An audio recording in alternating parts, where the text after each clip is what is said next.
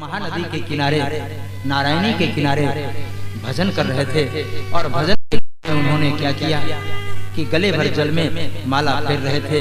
उसी समय एक घटना घटी, जंगल में शेर गर्जना किया और एक हिरनी जो गर्भवती थी वो छलांग लगाई। शेर के भय के कारण जैसे छलांग लगाई तो गर्भवती थी, उसका पेट फट गया, वो तो मर गई, लेकिन बच्चा उस नाले के माध्यम से धारा की ओर बहने लगा। जब भरत जी के शरीर से स्पर्श हुआ तो भरत जी जो भजन कर रहे थे उस बच्चे को उठा लिए गोद में, किनारे ले आकर के उसकी सेवा शुश्रूषा की, बच्चा जीवित हो गया। दया करना अच्छी बात है, लेकिन आसक्त हो जाना ये बुरी बात है। इन्होंने दया तो कर दी, लेकिन अब उस हिरण के बच्चे में आसक्ति हो गई। हमारा बच्चा एक बार आंखों से ओझल हो जाए तो जंगल में ढूंढ करके उसे लाते थे, जहां मिल जाए वहीं पहुंच जाते थे। ऐसी आसक्ति हो गई और होने के कारण जब शरीर छूटा तो हिरण की योनि मिली। अंते यामति सागति, अंत में जिसका चिंतन करेंगे वही शरीर मिलेगा। वो हिरण का बच्चा जो था वो बन गया और भरत जी हिरण बन गए, लेकिन तपस्वी थे, इसलिए उस हिरण शरीर का परित्याग किया और एक अंगिरा नाम के, अंगिरा गोत्र के घर सबसे छोटे बालक के रूप में जन्म लिए। हट्टे कट्टे तो थे खूब। पंडित जी ने सोचा कि ये बालक अच्छा है, देखने में भी अच्छा, इसको कर्मकांड सिखाऊं, कम से कम पुरोहिती कर्म चलेगा। कहा बेटे पहले गायत्री मंत्र का उच्चारण कर। लगे उच्चारण करवाने का है, ओम तो एक है आ, बार बार, क्योंकि अगर हम उच्चारण करेंगे तो पुरोहिती कर्म करना होगा। ये तो परमहंस वृत्ति की शिक्षा देने के लिए आए थे, इसलिए बार बार पिता पढ़ाए, लेकिन जब उच्चारण नहीं हुआ तो पिता कह दिया तो जड़, और जड़ कहने के कारण ही नाम पड़ गया जड़ भारत। अपने तरफ से कुछ नहीं करते, कोई कह दे तो करे, नहीं तो चुपचाप बैठे। 6-7 भाभियां थी। भाभियां कहती कि देवर जी बहुत अच्छे, ये गेहूं है पिसा ले आएंगे, तो पिसा के ले आते। देवर जी बहुत अच्छे, जंगल से लकड़ी ले आएंगे, ले कई दिनों की बची खुची रोटियां इकट्ठा करके आगे रख देती थी। देवर जी बहुत अच्छे हैं, खा लेते हैं। और ये तो भगवान का प्रसाद समझ करके खाना शुरू कर देता है। विधि राखे राम ताहि विधि रही, भगवान ने जो भेजा है वो तो खाना हो, खा लेते, अपने तरफ से कुछ नहीं करते। एक दिन भाभीियों ने कहा कि ये यहाँ बैठे हुए रहते हैं, कुछ करते नहीं, जंगल में पहुंचाओ जहाँ खेत है, कम से कम खेत की रखवाली करेंगे।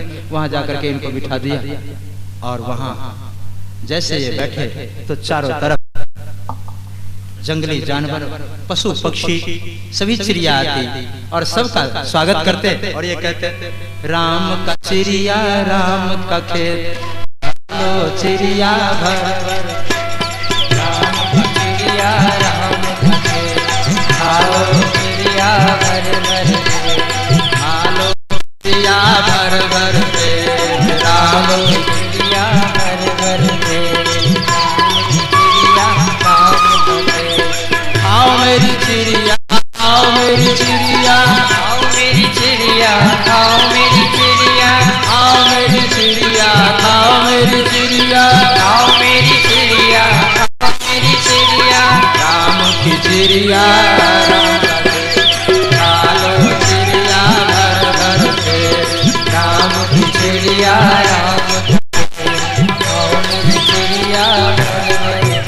आओ मेरी चिड़िया, खाओ मेरी चिड़िया, राम जी का खेत मैं भी राम जी का, तू भी राम जी का, खेत भी राम जी का, इसलिए खूब खा। कुछ ही दिन में सारा फसल हरी बोल हो गया। भाइयों ने देखा कि इनको बिठाना ना बिठाना दोनों एक ही बात है। ये बैठे, उनको सलाह दे दी कि किसी आदमी की बलि तो तुम्हारे घर संतान हो जाए। अब आदमी कौन, और ऐसा आदमी जो मना न करे। तो कर्मचारियों ने जाकर के कहा एक आदमी है मना नहीं करता। कहा जंगल में, कहा उसी को पकड़ के ले आते। सभी लोग गए और कहे महाराज आप चलेंगे, तो मना तो करते नहीं थे, चल पड़े। वहां जाकर के कहा मैं आपको वस्त्र पहना दूं, तुम्हारी इच्छा। कहा मैं आपको लड्डू खिलाऊं, कहा खिला दो तुम्हारी इच्छा। कहा मैं आपकी बलि चढ़ा दूं, कहा चढ़ा दो तेरी इच्छा। और जैसे वो सिर झुकाए और बलि देने लगे तो भद्रकाली उच्चाटित हो गई। उच्चाटित होकर के उसके हाथ से तलवार खींच करके इतने वहां कोल बिल थे सबको मारने लगी। माता जी जब सबको मार रही थी तो ये तमाशा देख रहे थे, मना करने की आदत तो थी। क्यों मना करूं, अब माता जी अपना काम कर रहे हैं। तो वहां से सरकते बने नदी किनारे जा रहे थे। तब तक राजा रघुगण जो सौवीर देश का था, अपने गुरुजी से मिलने के लिए गंगा सागर जा रहा था। एक हार बीमार पड़ गया। पहले नरयान होता था, नरयान, आजकल तो जलयान, वायुयान, लेकिन पहले नरयान। नरयान को कहते हैं पालकी। नरयान का अर्थ हुआ पालकी। तो नरयान से जा रहा था, पालकी से जा। एक हार बीमार हो गया तो पहले लोग बेगार में पकड़ लेते थे। राजा ने कहा, अरे मूर्ख, एक बीमार हो गया तो अब वो जरभस जी हाथ आ गया, कहा पालकी ढोगे, मना तो करते नहीं थे। पालकी में लगा दी कंधा, और पालकी ढोने वाले का चलने का ढंग, बोलने का ढंग, कहाँ गड्ढा है, इनको को तो कुछ ज्ञान नहीं। ये तो चीटी देख करके भी पांव रखते थे। एक बार इनका पांव गड्ढे में, और पालकी गोविंदाय नमो नमः। राजा रघुगण दूर जाकर के गिरा, और जब उसे चोट लगी तो हाथ में छड़ी लेकर के और डांटा। कहा, तू देखने में तो बहुत हट्टा कट्टा है, लेकिन प्रमतस्य चौथे करोमि चिकित्साम दंड पानीरी जनतया यथा। तू प्रमत्त है, मतवाला है, देखने में हट्टा कट्टा, और तूने मुझे गिरा दिया पालकी से। चौथे करोमि चिकित्सा, मैं तुम्हारी चिकित्सा कर। तो पहली बार डांटे, कहा मूर्ख, तू किसकी चिकित्सा करेगा। पहली बार चिंता करने लगा, भैया आप क्या सुना रहे हैं। कहा, मेरी तो तू चिकित्सा कर नहीं सकता, शरीर चिकित्सा करेगा तो ये मिट्टी है, और इस कंधे के ऊपर जो पालकी है ये क्या है। कहा, ये भी मिट्टी है। कहा, और पालकी में जो बैठा है, कहा वो भी मिट्टी। तो कहा, तू चिकित्सा की किसकी। कहा, महाराज आपने 36 बार मुझे मूर्ख कहा, आप अपना परिचय देंगे। कहा, तू जानता है इस देश का क्या नाम। कहा, भारतवर्ष। कहा, किसके नाम पर है इस देश का नाम। कहा, एक भरत नाम के राजा। कहा, उसे देखा कभी। कहा, नहीं। कहा, अहम पुरा भरतो नाम राजा, मैं ही वो भरत नाम का राजा, लेकिन मृगो भवम मृग संगाधकार था। हमने मृग का संग किया, इसलिए मृग जोनी में आना पड़ा। अब ब्राह्मण शरीर में आया हूं मैं ही। आप अपने पूर्व जन्म की बात बताई, तो मैं कौन पूर्व जन्म में था, मुझे भी बता दीजिए। कहा, तू मूर्ख। कहा, महाराज बार बार मूर्ख कह रहे हैं, ऐसा। कहा, रे मूर्ख, तू और कुछ नहीं, तू वही हिरण का बच्चा था। तो पहले जन्म में भी हमसे सेवा करवा लिया, अभी भी पालकी ढुलवा लिया। और राजा जो ज्ञान दिया गया है वो भवाटवी का ज्ञान है। 7 द्वीप हुए, 7 द्वीप में एक एक राजा का वर्णन है, और 9 खंड का वर्णन है, भूगोल खगोल का वर्णन है, भारतवर्ष की महिमा है। इसमें भारतवर्ष की महिमा विशेष गाई गई है। इन लोगों का वर्णन किया गया, नागलोक, मर्त्यलोक, स्वर्गलोक, 14 भुवन की चर्चा की गई। और सभी लोगों की चर्चा करते करते जब नरक और स्वर्ग की चर्चा आई, तो नरक की चर्चा सुन करके परीक्षित जी घबराए। महाराज, ये नरक कितने हैं। कहा, नरक 28 प्रकार का वर्णन है यहाँ, और उन नरकों का नाम आप ही सुन लें। कहा, ये तामिश्र, रौरव, महारौरव, कुंभी पाक, काल सूत्र, शुकर मुख, अंधकूप, कृमि भोजन, वज्रकंटक, सालमली, बैतरनी, पुयोद, प्राणरोधो, लालाभक्ष। राजा परीक्षित ने पूछा, किस नरक में जाना पड़ता है। कहा, जो पैसा इत्यादि लेकर के और झूठी गवाही देने अपराध को फंसाता है, वो तामिश्र नरक में जाता है। जो निरपराध जीवों की हत्या करता है और उसे खा जाता है, उसे कुंभी पाक नरक में जो है। जो दूसरे के धन को, स्त्री आदि को हरण कर लेता है, वो महारौरव नाम के नरक में जाता है। तो यहाँ पर परीक्षित जी ने पूछा, महाराज देखता कौन है कि कौन गलत कर रहा है। कहा, भगवान के 5 CID हैं, गुप्तचर। कहा, कौन कौन। कहा, एक सूर्य, दूसरे चंद्र, तीसरे अग्नि, चौथे वायु, और 5वां ये दिशाएं। सब गुप्तचर हैं, सारा समाचार भगवान तक पहुंचाते। तो राजा भयभीत हुआ, महाराज जाने अनजाने में कुछ न कुछ अपराध हो जाता है, इस नरक की यातना ऐसा कोई उपाय है। कहा, प्रायश्चित, ज्ञान से, कर्म से, और कलयुग में केवल भक्ति से, भगवान नाम में शक्ति नाम लेत भव सिंधु सुखाही। नाम लेने से ही जीवों का उद्धार हो जाता है। और इस विषय में एक महान अधम की कथा है, जो नाम लेने से ही जिसकी मुक्ति हो गई, उद्धार हो गया, अजामिल। किंतु कथा विस्तृत है। भागवत के नियम अनुसार आज मुझे सप्तम स्कंध तक की कथा कह देनी चाहिए और चौथे दिन भगवान को बुला लेनी चाहिए, किंतु मैं लाख चेष्टा करने के बाद भी प्रयास नहीं कर पा रहा हूं, इसलिए कि एक सभा हमारी पीछे हो गई। इसलिए ठाकुर का अवतार कल की अपेक्षा परसों। जय जय राधा रमण हरि बोल।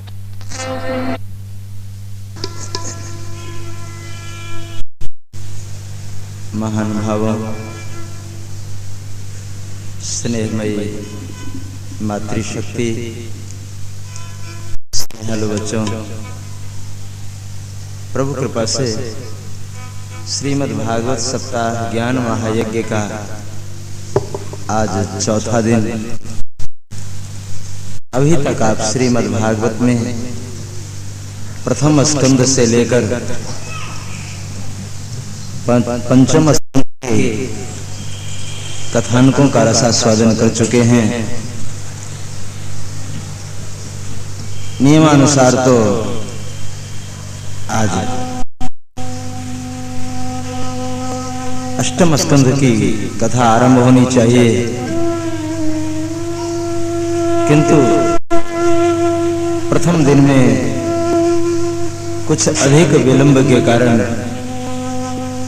एक सभा पूरी नहीं हो सकी। अस्तु पंचम स्कंध तक की कथा आप सभी सुन चुके हैं। सभी स्कंधों का अपना अलग अलग विषय है। प्रथमः पीठिताम, भगवान श्री कृष्ण का विग्रह है, ये स्वरूप है।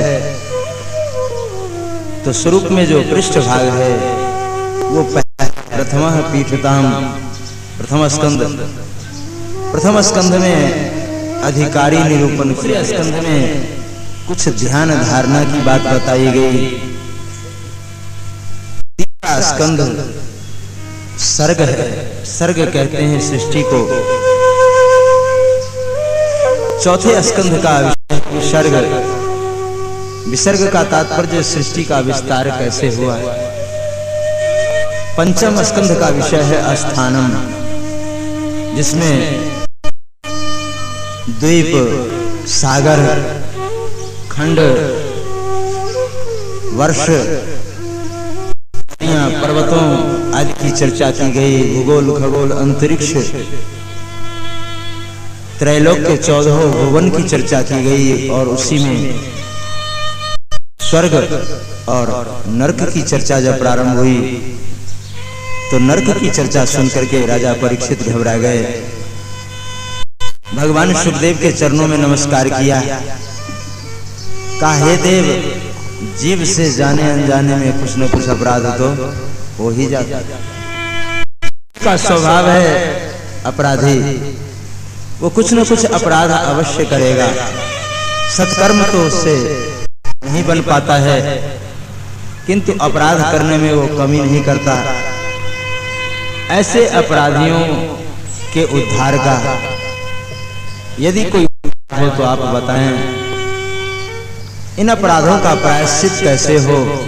भगवान शुक ने कहना प्रारंभ किया, राजन, प्रायश्चित के कई विधान हैं। एक तो ज्ञान से भी प्रायश्चित किया जाता है, कर्म से भी प्रायश्चित किया जाता है। भी ऐसा होता है, हमारे यहाँ प्रायश्चित का विधान, किसी के दरवाजे पर कोई गौ हो, कोई भैंस हो, और वो उस खूंटे में बंधे हुए ही अगर शरीर त्याग देता था, पहले उसका शरीर छूट जाता था, तो उस किसान को प्रायश्चित करनी होती थी। वो प्रायश्चित किया करता था। अगर अनजाने में कोई अपराध हो जाता था तो प्रायश्चित के रूप में गरुड़ पुराण इत्यादि सुनने का भी विधान है। कई विधान हैं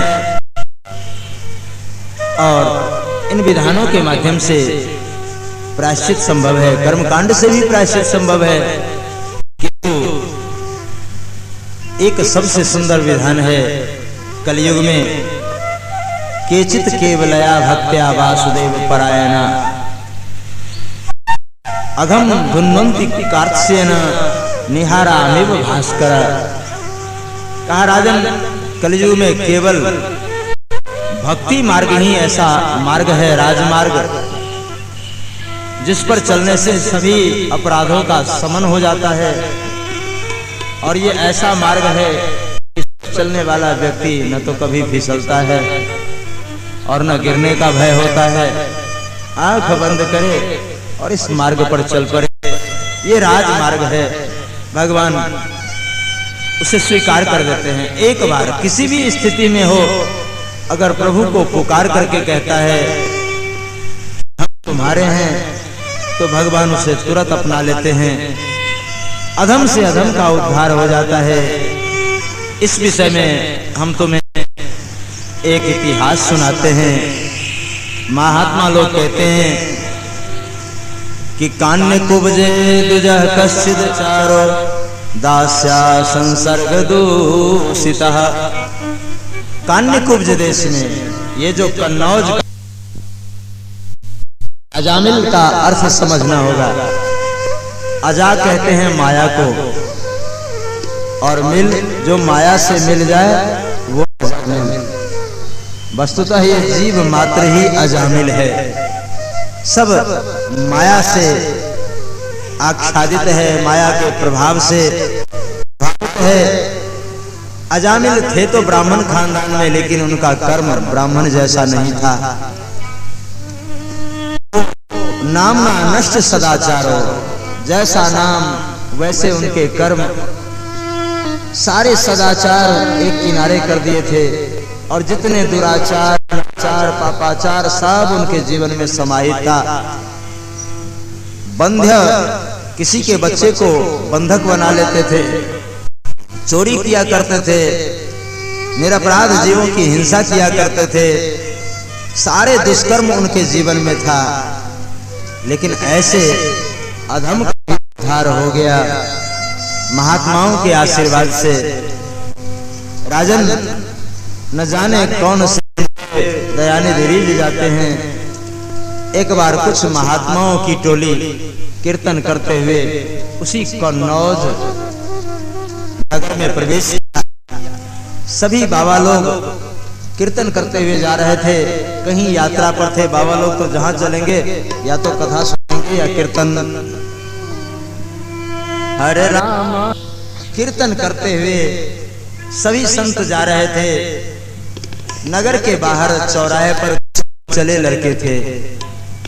उन लड़कों से महात्माओं ने पूछा, भैया तुम्हारे गांव में कोई भक्त है जो हम लोगों के ठहरने की व्यवस्था कर सके? हम लोग रात्रि विश्राम करेंगे और प्रातः काल फिर कहीं जाने की चेष्टा करेंगे। जो भक्त होता है उसकी ख्याति तो हो ही जाती है।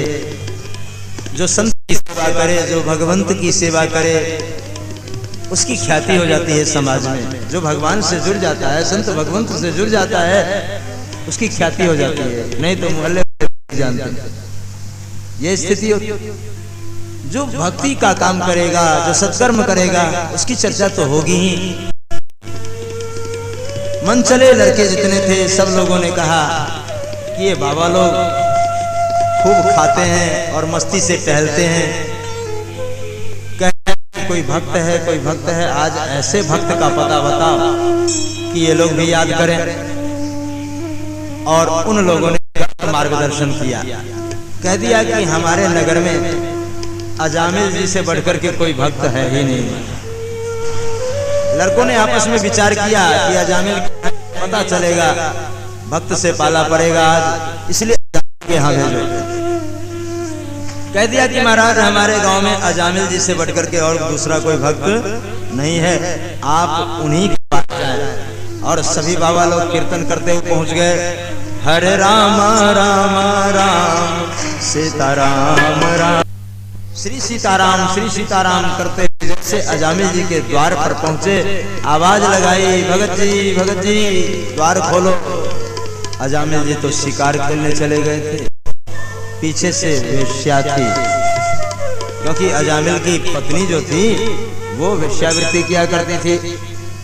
तो अजामिल जी के नहीं रहने पर आवाज कानों में आई। जैसे घर से बाहर निकली, देखा इतने अच्छे महात्मा, हमारे घर तो कभी अच्छे लोग नहीं आते, हमारे यहाँ तो बुरे लोग आते थे, किंतु आज ये संत महात्मा कैसे मेरे घर आ गए, और आ गए हैं तो हमारा भाग्य उदित हो गया।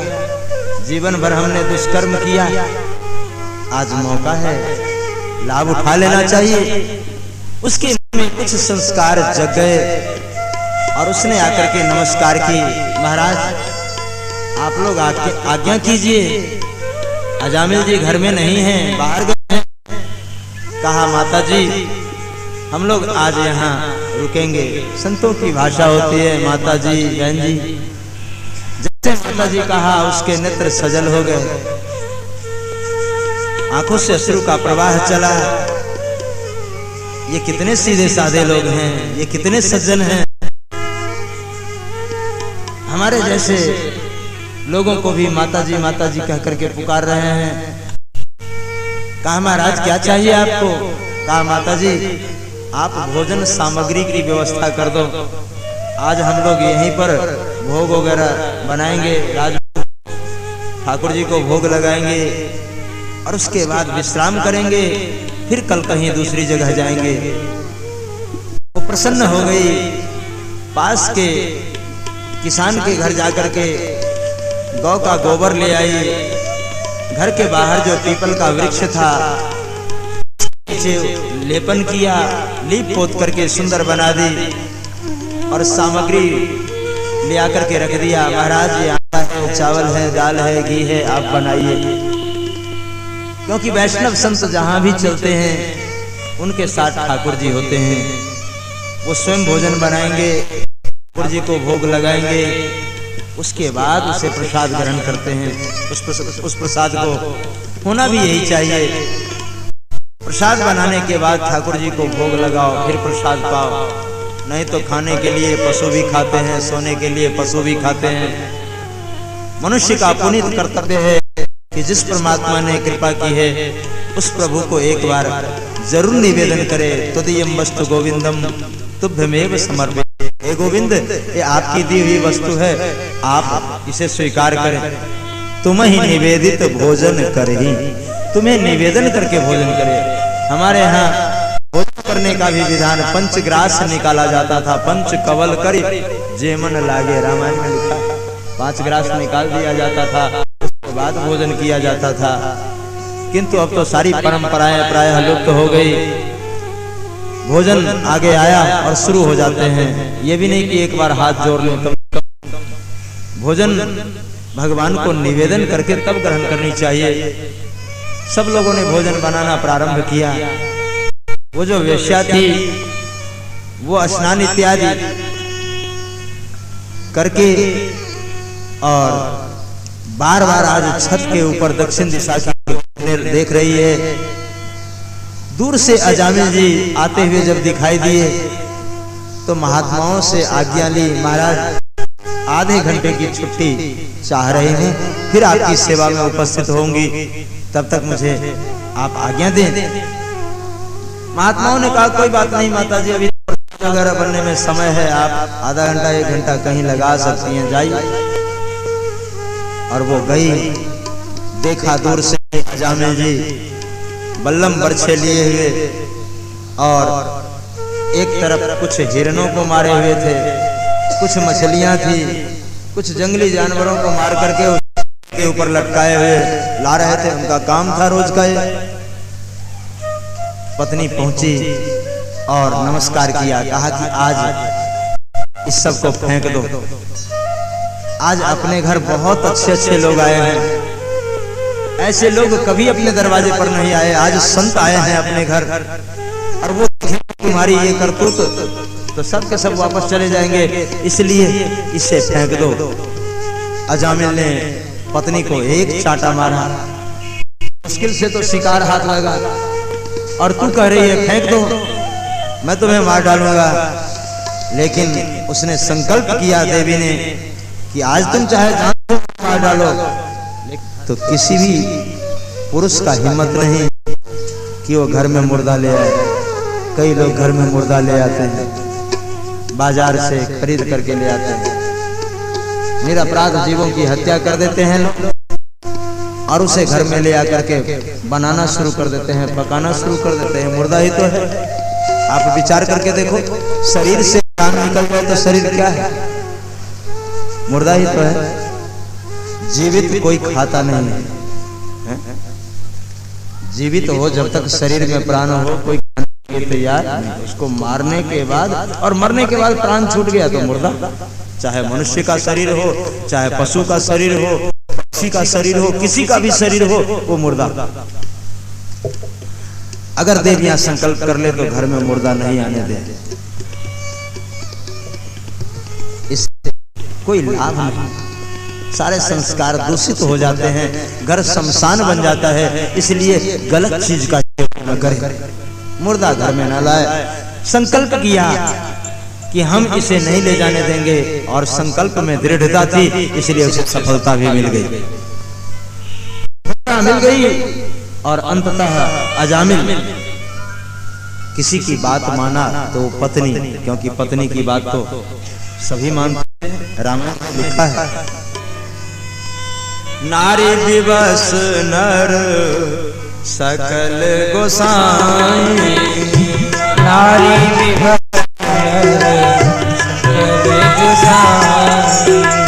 नारी दिवस नर सकल गोसाई, नारी दिवस नर सकल गोसाई, नाचत नर मर की नाई, नाचत नर मरत की नाई, नारी दिवस नर सकल गोसाई, नारी दिवस नर सकल राम राम राम सीता राम। कटकी नहीं, कहते हैं बंदर को।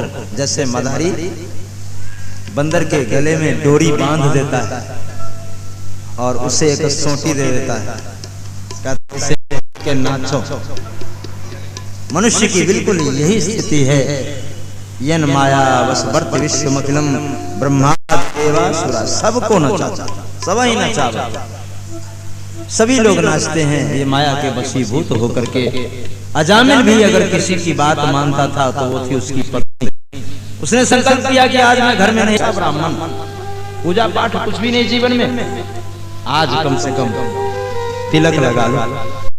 और अजामिल जी डुबकी, स्नान करो पहले सरोवर में, और उसके बाद ब्राह्मण जैसा स्वरूप बनाओ।